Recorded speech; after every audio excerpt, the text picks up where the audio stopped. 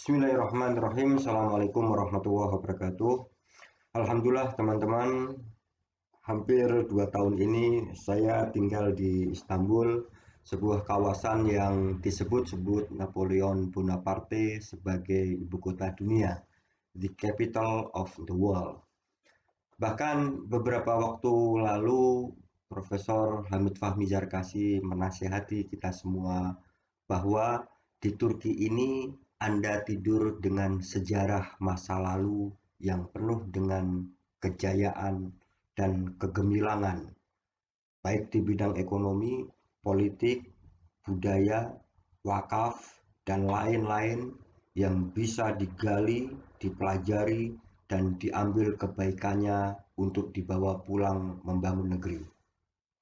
Lalu, apa istimewanya Turki Utsmani?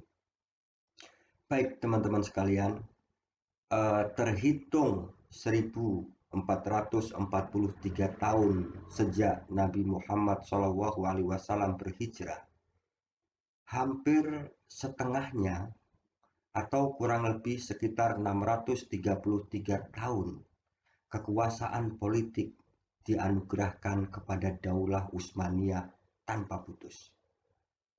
Tidak mungkin pemerintahan di suatu negara dapat bertahan sekian lama hanya mengandalkan kekuatan materi saja, kekuatan militer, teknologi, dan kekayaan sumber alam saja, atau hanya mengandalkan kekuatan moralitas dan ilmu pengetahuan saja.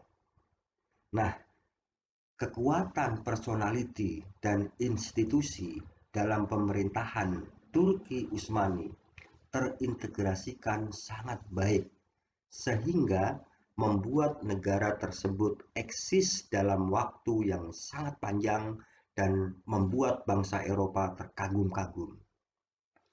Kekuatan personality di Turki Utsmani ditandai dengan integritas akhlak dan keilmuan para sultan, Syekhul Islam, menteri, hakim, pimpinan militer, dan lain-lain yang diamanahi untuk mengisi jabatan pemerintahan. Sedangkan kekuatan institusi ditandai dengan tata kelola pemerintahan yang menjunjung tinggi menara keadilan dan menyebarkan kemakmuran. Ilmu dan akhlak para pemegang kebijakan publik memungkinkan mereka untuk membuat berbagai proyek peradaban yang mencengangkan bangsa Eropa ketika mereka singgah di berbagai wilayah Turki Utsmani. Sebut saja misalnya Antoine El Castellan asal Prancis. Pada tahun 1811, dia menulis di masyarakat Turki Utsmani, orang yang paling miskin sekalipun menganggap mencuri itu adalah perbuatan yang paling hina. Ada lagi seorang diplomat, kolektor, dan pengelana yang juga asal Prancis yang bernama Motraye menulis cerita tentang ekspedisinya tahun 1727. Dia mengatakan, Anda akan kesulitan mendapati seorang pengemis yang meminta-minta di wilayah Turki Utsmani. Namun, ada dokumen tertanggal 14 Juli 1736 memberikan informasi tentang daftar pengemis. Daftar pengemis beserta kebangsaan pengemis itu, usianya, kemudian kondisi kesehatan yang berada di sekitar Istanbul dan Galata.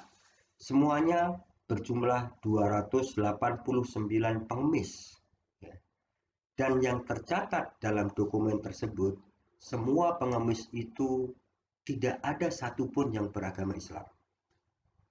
Maka dengan merata-ratanya kemakmuran, kemudian sikap toleransi dan kebebasan berkeyakinan yang dijalankan pemerintahan Utsmani, tidak heran jika di Italia ada satu komunitas yang selalu berharap nikmatnya menjadi rakyat Utsmani sebagaimana dirasakan oleh penduduk di semua wilayah pemerintahan Utsmani yang memperoleh kebebasan dan toleransi.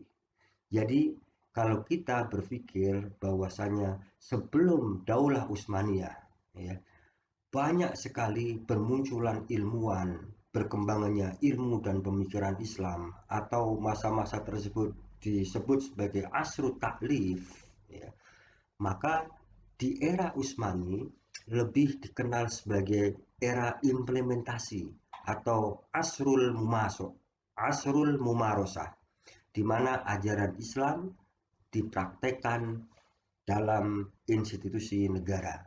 Maka mengabaikan studi tentang Daulah Utsmaniyah berarti kita kehilangan contoh bagaimana ajaran Islam dipraktekkan selama 600 tahun secara menyeluruh, baik dalam bermasyarakat, berekonomi, maupun berpolitik.